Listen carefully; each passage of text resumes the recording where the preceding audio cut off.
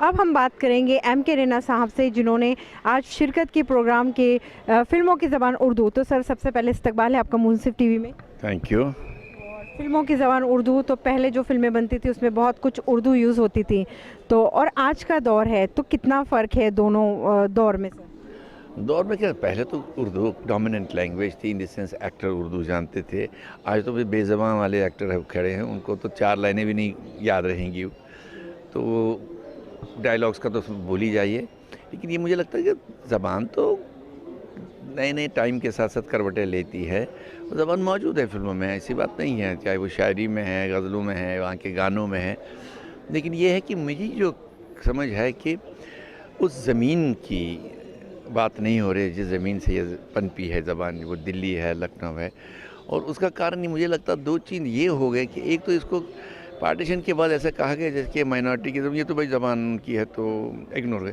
और एक political conspiracy जैसी हो गई, कुछ अजीब सी हो गई। और फिल्म सारी बम्बई गई।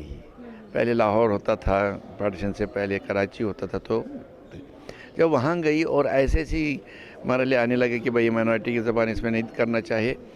और थीमें भी गई इसकी, जैसे कि आप देखोगे जब भी, और एक डिफेक्ट हुआ, जो फिल्में बनाते भी थे इसमें, वो सिर्फ फिल्में बनाते थे या तो उसमें हुक्का, पान, शेर व शायरी, मेहराबें होनी चाहिए, और नवाबों की फिल्म होगी, नवाबों पे होगी। वो आम आदमी जो मज़दूर है, छोटे तबके का जो ज़्यादा है, उसकी ज़बान जिसकी है, उसकी ज़िंदगी पे शायद ही कुछ फिल्में जिसमें आप गर्मा कह सकते, गमन कह सकते। बाकी ये, और वो ट्रेंड बदल गया, इसलिए वो ऐसी फिल्में अब नहीं चलेंगी, पाकीज़ा वगैरह वगैरह। तो इसमें दौड़ और लगे, और जनरेशन जो बना रही थी वो फिल्में, वो भी साथ साथ निकल गई।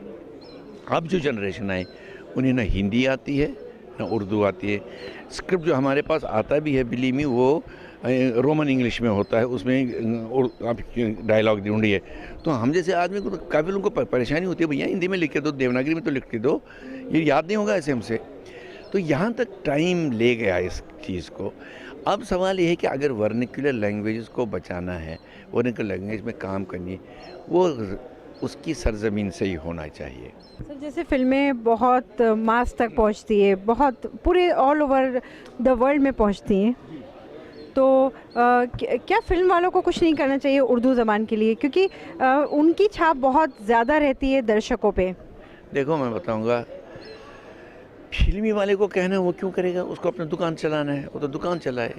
जिनको इसका गम है, जिनको इसका दर्द है, ये उनका काम है। सर, बहुत बहुत शुक्रिया हमें वक्त देने के लिए।